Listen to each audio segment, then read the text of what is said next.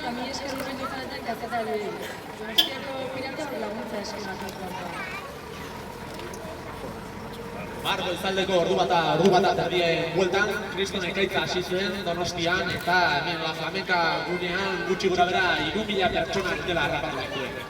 Esnebeltzaren emanaldia haste hartzen eta Sardinierria festa martxan zen nautiko gunean eta izendartsua zegoenez, segurtasun plana martxan jartzea erabaki genuen.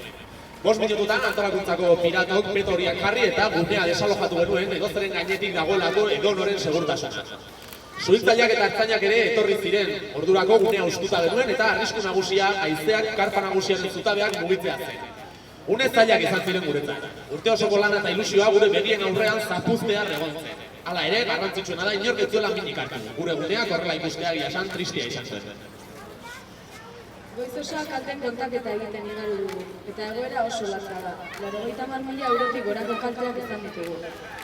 Programarekin aurrera jarraitzeko erabaki hartu dugu, baina baliteke egitarauan aldaketa batzuk gertatzea. Hala ere, aitortu beharrean gaude, kolpe handia izan dela guretzat. Kalte material handiak eragin dizkigu, batez ere musika materialean eta azpiegituran. Haizeak eta euriak tresna asko txokitu ditu eta jaierrikoien proiektua oso ukitua gelditu da.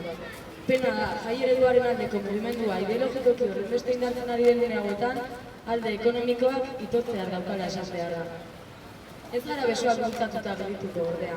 Eta azte nagusia amaitu aurretik, programazioan ez dauden ekimen berriak sortzeko eta lortzeko lanean ari gara. Baina batez ere eta ari esateko gure kontu korronteko zenbakia emango dizuegu.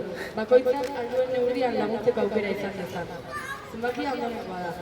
3-0-3-5 0-4-4-9-4-5-1-4-9 0-0-2-7-2 9-4 Dena dela, webgunean ere jarriko dugu kontu korronteko zenbakia.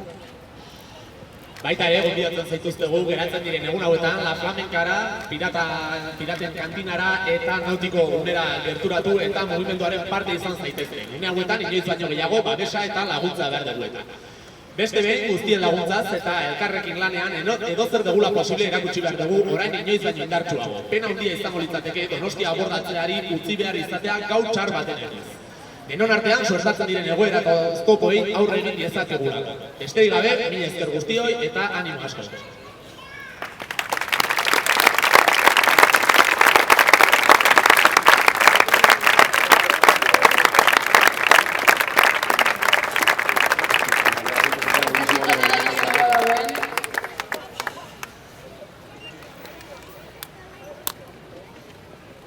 Galderarik ez baldin badago, eskerrak ematea bakarrik hemen laguntzen ari ziren guztiei eta gaur egunean zehar ere laguntzen ari zareten guztioi.